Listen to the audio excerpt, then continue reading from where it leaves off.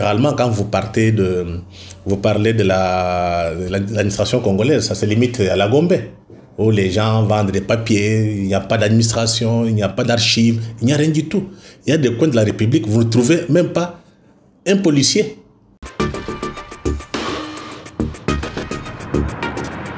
Bonjour à tous, chers internautes, c'est toujours un plaisir de pouvoir vous présenter ces 10 minutes d'émission en compagnie de notre invité permanent. Il s'appelle Freddy Mulumba, il est directeur général adjoint de la RTNC, politologue, journaliste, écrivain.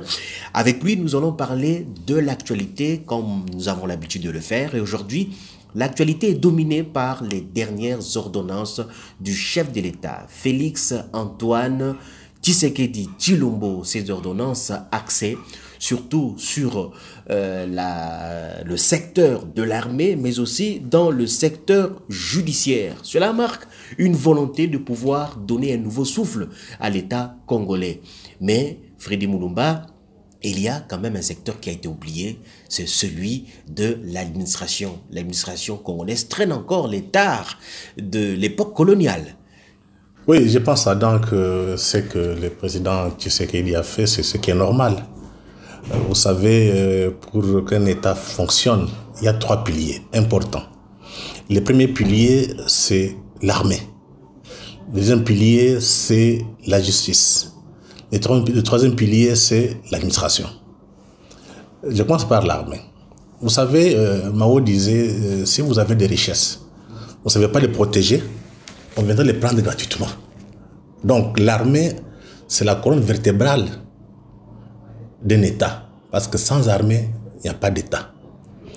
Donc l'armée est là pour sauvegarder nos intérêts, notre indépendance, notre souveraineté, mais aussi nos richesses. Et cette armée qu'on a connue depuis que Mouzé l'avait mise en place a connu certaines modifications. Je pense qu'il était normal.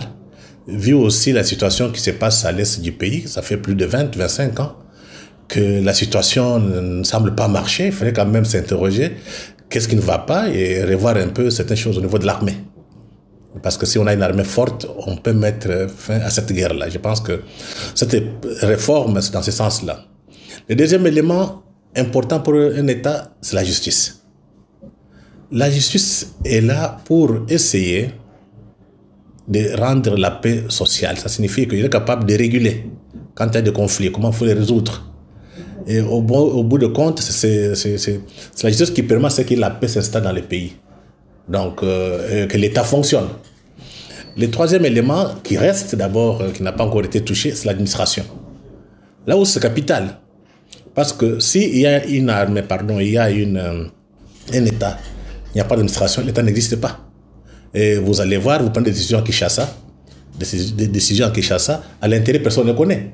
Généralement, quand vous parlez de l'administration congolaise, ça se limite à la Gombe, où les gens vendent des papiers, il n'y a pas d'administration, il n'y a pas d'archives, il n'y a rien du tout. Il y a des coins de la République, vous ne trouvez même pas un policier, vous ne trouvez même pas un juge, vous ne trouvez même pas des militaires. Donc il y a des coins qui nous échappent. Donc il faut faire vite pour remettre en place l'administration qui va permettre de mettre en contact entre l'administré ou bien entre les gouvernés et les gouvernants. Donc c'est l'administration qui fait ça. C'est en dehors de jeux politiques. Ce sont des piliers qui transcendent le régime politique. Donc sans ces 3 piliers, il n'y a pas possibilité d'avoir un État de droit et d'avoir un État moderne. Et surtout que le président Tshisekedi a tenu beaucoup plus à ce que son papa disait toujours, l'État des droits. Et le peuple d'abord, je pense que ces réformes répondent à cela. Mais il faut aller plus loin parce que ce qui va rester, c'est la qualité de ceux qui vont administrer, ceux qui vont gérer l'armée, ceux qui vont gérer la justice. Oui. Donc il y a un travail au niveau des ressources humaines qu'il faut encore faire. Justement, c'est ça la question. L'administration, c'est le socle, c'est le soubassement dans un État.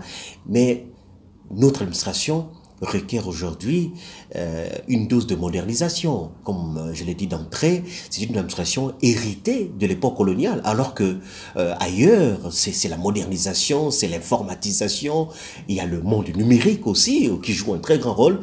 comment aujourd'hui faire en sorte que notre administration soit véritablement à la hauteur des administrations, des enjeux, même des enjeux nationaux et internationaux? Adam, chaque fois quand je parle, toujours, il faut que je rappelle à l'histoire. Depuis que le Congo existe, en 1885, on a connu deux États. L'État colonial, qui a été construit par Léopold II, et qui a été, comment dirais-je, en 1885 à 1908, Léopold II a mis en place son État. Il a fait un génocide contre les Congolais. Il n'a pas respecté les accords de Berlin. On a ravi l'État de Léopold II, donc l'État indépendant du Congo. On a annexé à la Belgique. C'est devenu colonie belge.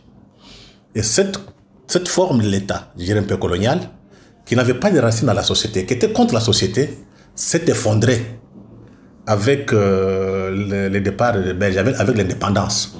Donc on a connu une période vide de 60 à 65. C'était une période de troubles, de désordres, de sécession, de rébellion. En 65, Mobutu fait un coup d'État. Il construit le deuxième État, ce qu'on appelle l'État patrimonial. Cet État patrimonial est arrivé à la fin avec l'arrivée de la FNEL, qui est venu achever. Et les deux États ont été beaucoup plus expliqués ou bien analysés par un professeur américain qui est décédé, Crawford Young. Il a publié les premiers livres, c'est Introduction à la politique congolaise, ça c'est en français, mais en anglais c'est Politics in Congo, qui retrace la période de 1885 jusqu'à 1960. Et puis ils ont publié un deuxième livre avec de Crawford Young, avec Thomas Tuner, The Rise and Decline of the State, pour analyser la partie l'état patrimonial de Mobutu. Donc actuellement, je dirais nous sommes dans un vide étatique. Parce que quand la FDL est arrivée, il y avait déjà un vide. Maintenant, on tente comment dirais-je, de refonder, de réinventer notre État. Maintenant, le problème et la crainte qu'on a, nous risquons de reproduire le modèle colonial, où l'État est contre le peuple, où l'État travaille pour les intérêts étrangers. Donc, il faudrait maintenant, au niveau du Congolais, qu'on repense tout, qu'on réinvente tout. Ça demande, ce sont des Congolais qui doivent réfléchir aujourd'hui. Quel modèle d'État il nous faut? Ça signifie qu'il faut aller dans notre histoire, voir comment les empires fonctionnaient.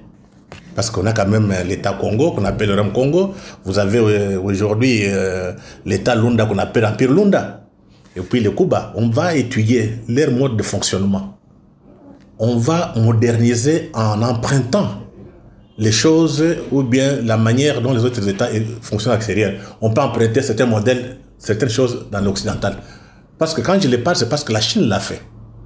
La Chine a connu presque la même situation que nous. Et comment est-ce que Mao, avec ses amis, ont reconstruit l'État chinois? Ils sont partis se ressourcer dans leur histoire de dynastie.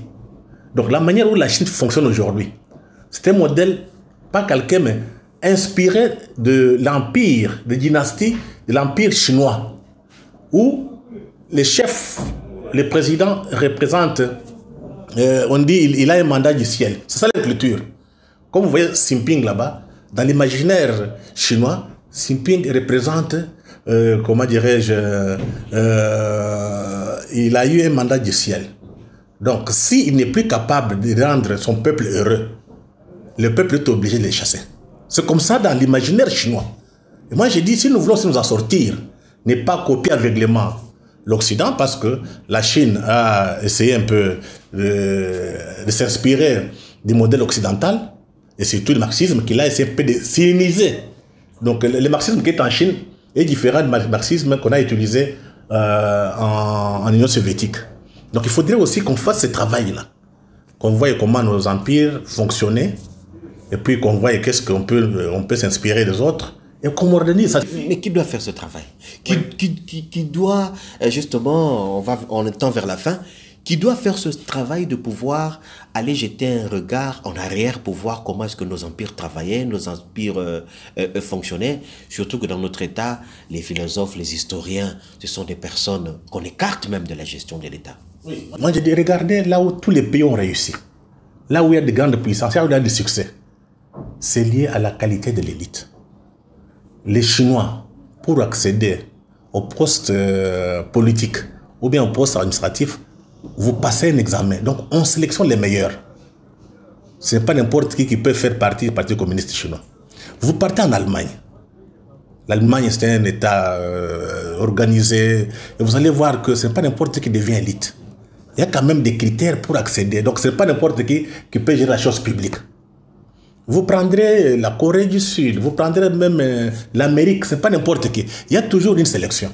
Donc, si nous voulons aujourd'hui que demain, que les choses marchent, nous devons procéder par la sélection des meilleurs d'entre nous, des élites qui doivent animer la société, qui doivent animer cet État-là. C'est vrai, on a connu des ruptures, on a connu un passé douloureux avec la colonisation. Maintenant, nous devons tirer les leçons de l'histoire.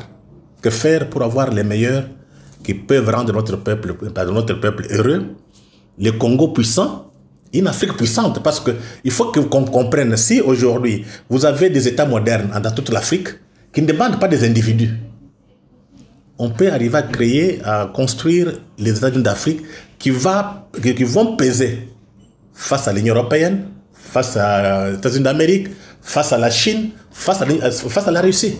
Mais tant qu'on a des petits États là, on n'a pas de chance.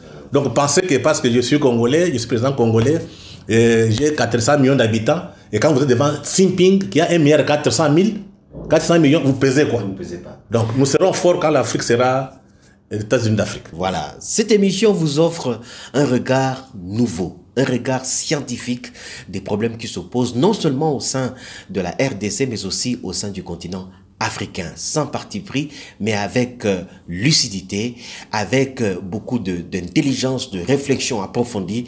Nous faisons des propositions dans le cadre de ces 10 minutes d'émission de manière assez régulière. Merci de nous avoir suivis. Merci pour vos suggestions. Merci pour vos encouragements. À la prochaine.